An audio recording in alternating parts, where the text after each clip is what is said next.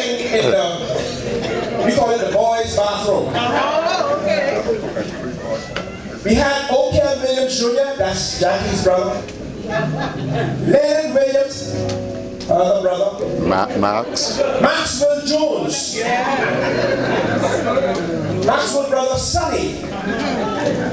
And I think it was Macmillan or Andy Jones, one of those other Jones brothers. We were all in the bathroom. And Mr. Swann already announced this. Children, don't throw the tissue in the ceiling. But you see, children, that was fun. And I'm saying here tonight, I have been from 73 to 74. Somewhere in that constituency that year. Keep playing that picture. God is my witness. Those brethren knew who I call. They will wet the tissue at the sink and throw it in the ceiling. And you know when it's wet, it can stick. And some of them was throwing, who would throw the biggest was the winner. When I came in the bathroom, I said to them, "Oh," I tell them I can tell. They tell me, "No, you say that. Just stand to the door and tell them when Pastor Swann coming." And I stood to the door, being the youngest of all of them. I stood to the door. They said, "What are you doing now?" I said, "He gone up to the pulpit." They just read the tissue and throw it in the ceiling. They said, "What are you doing now?" I said, "He getting ready to preach." Boy, they just choke. And Maxwell and O'Kel, some of these L's. They tell me, they say, "Come with. Come with it." But I remember Bishop Swann's announcement. Don't do it. And I said, I ain't gonna do it. But as they throw, I can hear preaching. As they throw, I can hear preaching. I look again, and he was just preaching. And I look at my friends doing what they was doing, but I don't want to do it because he said don't do it. And then Ricky convinced me to hold the tissue.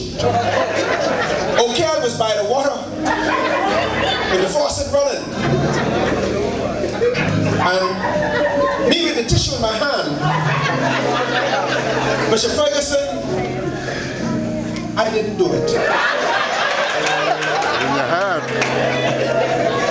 But when, oh great God, when Bishop Swann walked in the bathroom, I didn't hear when he stopped preaching. I didn't see when O'Kel moved from the zinc. Because everybody in there was making noise as they throwing up, yeah, making noise. And they got quiet. But I didn't realize what was happening. The water was still running. I had tissue in my hand. You didn't do it. When Bishop Swann came in that room by the neck. Oh, great God. And he came with a strap. And the first thing he said was, across my back, Toro. Tissue in my hand. Water running. I tell Bishop Swann, "Dear me." And what Bishop Swann used to do, after he done beat you, he gonna parade you out front in the front of the church, sit you in the front, facing everybody. My mom sat in the choir, and listen to me. Even though I did not do it, none of those tissue in the ceiling was mine, Bishop Remy. None was mine. But if Bishop Swann say I threw one up there, I have to go and show Mommy which one was mine.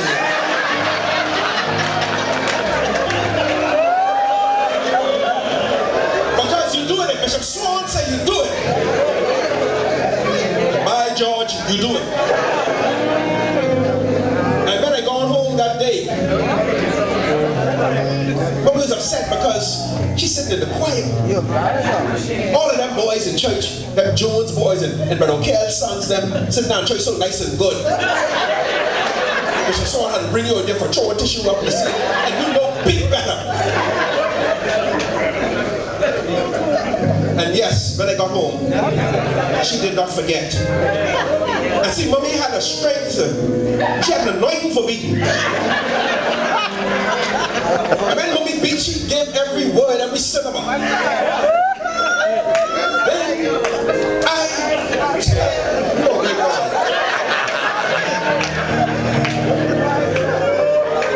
But Bishop Swann, that was 1973. You still remember that? Bishop Swann, I didn't do it.